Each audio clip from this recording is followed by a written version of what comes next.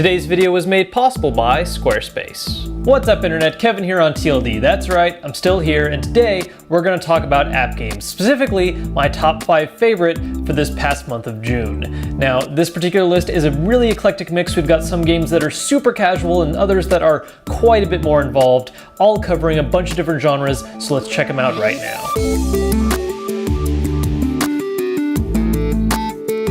So as always, this list is not organized from 1st to 5th, but what I am going to talk about is talking about the more casual games first, going to the more in-depth ones later. And to begin with is a game whose genre we've really never had on this list before, Lex. Lex is a game whose goal is about as simple as it gets. Spell words, Scrabble style.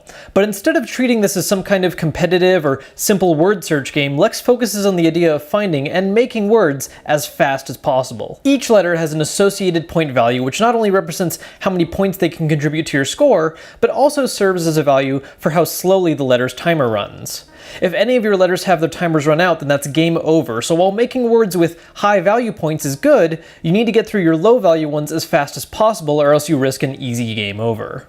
You don't get much simpler than this in game design, but it works. Coupled with pleasant visuals and music, Lex is a fantastic time killer if you want a game you can play without any form of long-term investment. And it's only $1 to pick up, which, if you're the spelling type, you'll end up easily spending enough time on this game to justify the cost. Next up is another game that's really easy just to pick up and play in quick bursts, but of an entirely different genre, Jellies. Jellies comes from the ever-popular touchscreen game genre of linking things together to score points, in this case, jellies that float across the screen. The trick here though is that the best way to score is to create whole circles of same-colored jellies and get bonus points for everything trapped inside. The game runs on only a 60-second time limit, though every 100 points you score earns you an additional 3 seconds. The game also offers numerous usable power-ups and even a time extension option, and while these can be purchased with real money, in-game money can thankfully be used as well, and the pricing is fair so that you never really feel the need to dip into your actual bank account. The game also features unlockables as time goes on, things like new backgrounds and colors, rewarding you for repeated play, and there are a few achievements as well for doing things like accomplishing so long of a chain.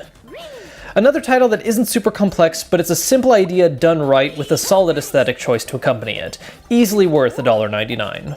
Now, upping the complexity a bit more this time is a new game from Cartoon Network who has consistently surprised me delightfully with a lot of its mobile titles. Monsters Ate My Birthday Cake. While childish in its art style and sense of humor, Monsters Ate My Birthday Cake slowly develops into a surprisingly fun puzzle game.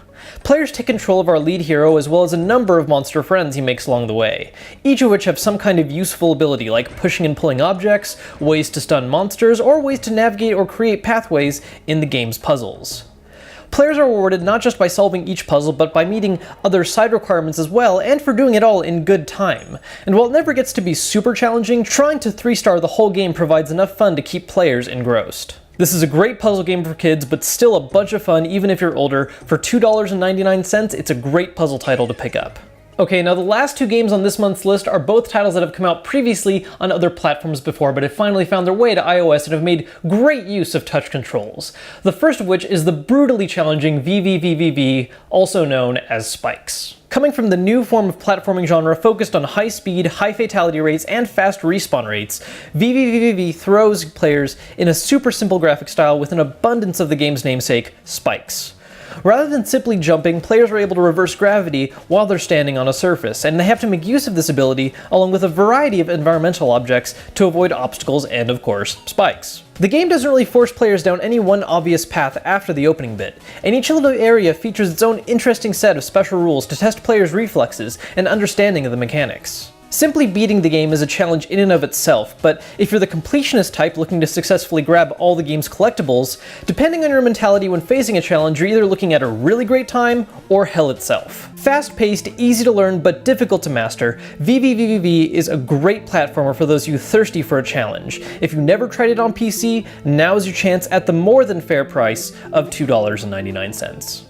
Now last but not least is the most expensive game on this month's list, coming in at a price tag of $9.99, one of the first most successful Kickstarter games and a return to good old-fashioned point-and-click adventures, Broken Age from Double Fine Games. If there's any genre that needs to make a big return that touchscreen controls are perfect for, it's the point-and-click adventure, and Broken Age is a great example of this. Visually gorgeous, great writing, a balance of serious yet absurd story elements, and it's all delivered in a genre that fits perfectly in a touch control interface, in which players simply need to select dialogue options, or search the environment by poking objects or dragging items to them.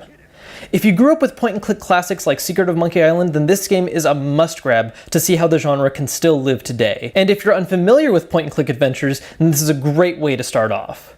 You won't regret paying a little more than you normally would for an app title, especially considering it's still less than half the price it still costs on PC. Well, those are my top 5 iOS games to come out in June 2014. If there's any games that you guys loved that came out and you didn't see them listed here, make sure to let us know down in the comments. Now, before I get out of here, guys, I do want to take a moment to thank the people over at Squarespace for helping make today's video possible. Squarespace is one of the fastest and easiest ways to build your own website thanks to handy tools like drag and drop functionality. And everything is optimized to look great no matter what device you're viewing from, whether it's a desktop, tablet, or smartphone. They've got a great support staff working out of New York City, available 24/7, and pricing starts out as low as $8 a month with a free domain if you sign up for the year. If you're interested in trying it out for yourself, Squarespace was awesome enough to give our fans the chance to get a 7-day free trial. All you've got to do is use the promo code TLD at checkout. That'll let them know that we sent you and we'll get you those benefits. Now, to sweeten the deal, if you guys end up using that 7-day free trial, make sure to tweet us the website you build at TLD today with the hashtag SquarespaceTLD, and that'll enter you in a chance to win a whole free year of hosting on Squarespace for your website. As always, guys, thank you so much for watching the video, and if you enjoyed it, please make sure to let us know by hitting that thumbs up button. And if you're not a subscriber yet, then hit that button too, because we've got more great content on the way. And if you guys enjoy my videos in particular, I do have some other projects in the works that are linked down below as well, alongside a list of all the games we talked about in today's video.